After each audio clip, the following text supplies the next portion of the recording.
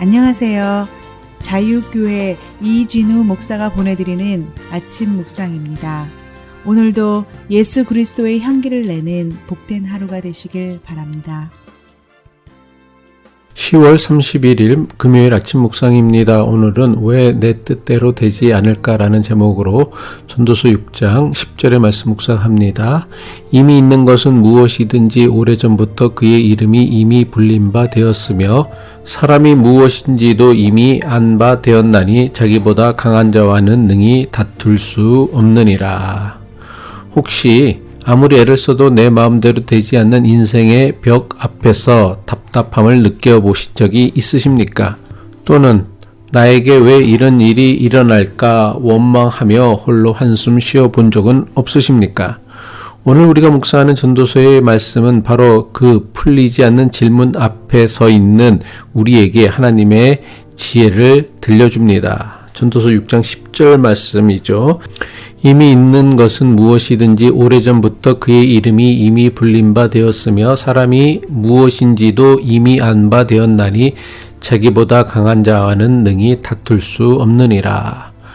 이 말씀을 얼핏 읽으면 우리 인생이 정해진 운명을 따라 사는 허무한 것처럼 보일 수 있습니다.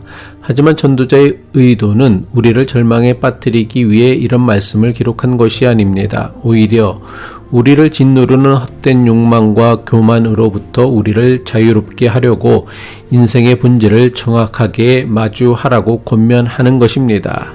전도자가 전하려는 본래의 의미를 찾기 위해선 먼저 이미 있는 것은 무엇이든지 오래전부터 그의 이름이 이미 불린 바 되었으며 라는 전도자의 선언에 담긴 의미가 무엇인지를 알아야 합니다. 그의 이름이 이미 불린 바 되었다는 전도자의 선언은 새로운 것이 아니라 이미 아주 오래전부터 있었던 것이라는 뜻입니다. 다시 말해 전도자는 이 세상에서 일어나는 일들, 특히 우리가 겪는 근본적인 경험 중에 과거에 일어나지 않았던 새로운 것은 하나도 없다고 말하는 것입니다. 이렇게 말씀을 드리면 이렇게 반문할 수 있을 것입니다. 예전에는 인터넷도 인공지능도 없지 않았습니까? 날마다 새로운 기술이 쏟아져 나오는데 어떻게 해 아래 새 것이 없다고 말할 수 있습니까? 마땅히 가질 수 있는 질문입니다. 하지만 전도자가 해 아래 새 것이 없다고 하는 것은 기술이나 문명의 발전을 의미하는 것이 아닙니다. 전도자가 이미 있는 것은 무엇이든지 오래전부터 그의 이름이 이미 불린 바 되었다라고 하는 것은 아무리 세월이 바뀌어도 여전히 변하지 않는 인간의 한계를 의미합니다. 다시 말해 과거나 지금이나 인간은 사랑하며 기뻐하고 때로는 미워하고 슬퍼합니다. 성공을 향한 야망을 품기도 하고 죽음이라는 한계 앞에서 두려워하기도 합니다. 인터넷이 생겼다고 해서 인간의 외로움이 사라졌을까요? 오히려 소셜 미디어 속에서 더 깊은 고립감을 느끼기도 합니다. 인공지능 시대가 우리를 어디로 이끌지 모른다는 불안감은 과거 우리 조상들이 겪었던 미래에 대한 두려움과 본질적으로 다르지 않습니다. 이처럼 기술의 형태는 바뀌었을지라도 유한한 시간 속에서 기쁨과 슬픔, 희망과 절망을 오가는 인간의 근본적인 실존은 조금도 변하지 않았다는 것입니다. 이러한 인간의 한계를 가장 극명하게 보여주는 전도자의 선언이 바로 자기보다 강한 자와는 능히 다툴 수 없느니라 라는 말씀입니다. 여기서 자기보다 강한 자는 단순히 세상의 권력자를 의미하는 것이 아닙니다. 전도서에서 강한 자라는 표현은 천지를 창조하신 하나님을 가리킵니다. 따라서 자기보다 강한 자와는 능히 다툴 수 없다는 전도자의 말씀은 유한한 인간이 창조주이신 전능하신 하나님과 다툴 수 없다는 신앙 고백입니다. 까닭 모를 고난을 겪어야 했던 욥은 끝까지 자기의 의로움을 주장하며 하나님과 대면하기를 원했습니다. 마침내 욥에게 나타나신 하나님은 그가 겪는 고난의 이유에 관해 설명해 주시지 않으셨습니다. 대신 내가 땅에 기초를 놓을 때에 내가 어디 있었느냐 물으셨습니다. 욥은 하나님의 광대한 창조 섭리 앞에서 한마디도 대답할 수 없었고 자신의 무지함을 고백할 수밖에 없었습니다. 이사야 선지자는 토기장이의 비유를 통해 하나님의 절대 주권을 말씀했습니다. 진흙으로 만들어진 그릇이 토기장이에게 왜 나를 이렇게 만들었느냐라고 항의할 수 없듯이 지음받은 존재인 인간이 우리를 지으신 하나님께 우리의 존재 조건을 따져 물을 수 없다는 것입니다.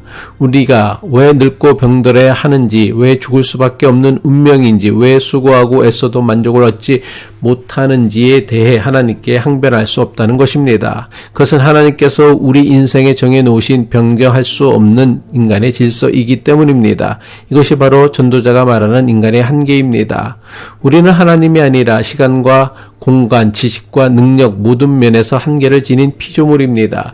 우리 인생은 해가 뜨고 지면 사라지는 그림자와 같아서 내일 무슨 일이 일어날지 아무도 알 수 없습니다. 그렇다면 도무지 극복할 수도 없는 인간의 한계에 대한 인정과 고백이 우리를 좌절하고 절망하게만 할까요? 그렇지 않습니다. 오히려 이러한 정직한 자기 인식이야말로 우리를 참된 자유로 이끄는 하나님의 은총입니다.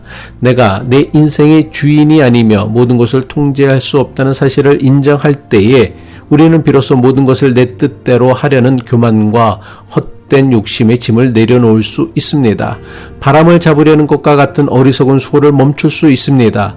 그리고 바로 그 자리에서 하나님께서 오늘 나에게 허락하신 작은 선물들을 감사히 누리는 삶이 시작됩니다. 내게 주어진 음식을 먹고 마시며 나의 수고 가운데 기쁨을 찾고 사랑하는 이들과 함께 하는 시간을 소중히 여기게 되는 것입니다. 우리의 한계는 우리를 더욱 하나님께 의지하게 만듭니다. 우리는 연약하기에 우리에게는 전능하신 하나님이 필요하며 죽을 수밖에 없는 존재이기에 영원한 생명을 주시는 예수 그리스도가 필요합니다. 저는 한때 제 계획대로 목회를 완벽하게 해내고 싶다는 욕심에 사로잡혔다가 어느 것 하나 뜻대로 되지 않는 목회로 인해 깊은 우울증에 빠졌던 경험이 있습니다. 기도하고 설교하는 것조차 힘겨워하던 어느 순간 하나님께서는 저에게 눈에 드러난 결과에 집착하지 말고 최선을 다하는 과정에서 목회의 기쁨과 보람을 누리라는 단순한 진리를 깨닫게 하셨습니다. 저의 연약함과 한계를 온전히 인정하고 내려놓을 때 비로소 드러난 결과에 집착하는 마음에서 벗어나 목회 그 자체를 즐길 수 있게 되었습니다. 우리의 한계를 인정하는 바로 그 겸손의 자리에서 우리를 향한 하나님의 무한하신 사랑과 은혜를 가장 깊이 체험하게 될 것입니다. 기도하겠습니다. 참 좋으신 하나님 아버지, 우리의 뜻대로 되지 않는 인생의 문제들 앞에서 불평하고 원망하며 마치 우리가 인생의 주인인 것처럼 교만하게 살아왔음을 고백합니다. 오늘 묵상한 전도서의 말씀을 통해 우리는 유한한 피조물이며 창조주이신 주님과 결코 다툴 수 없는 존재임을 깨닫게 하옵소서. 그래서 우리의 한계를 인정하는 겸손함을 주시고 그 안에서 오히려 참된 자유와 평안을 누리게 하옵소서. 우리를 구원하신 예수 그리스도의 이름으로 기도드립니다.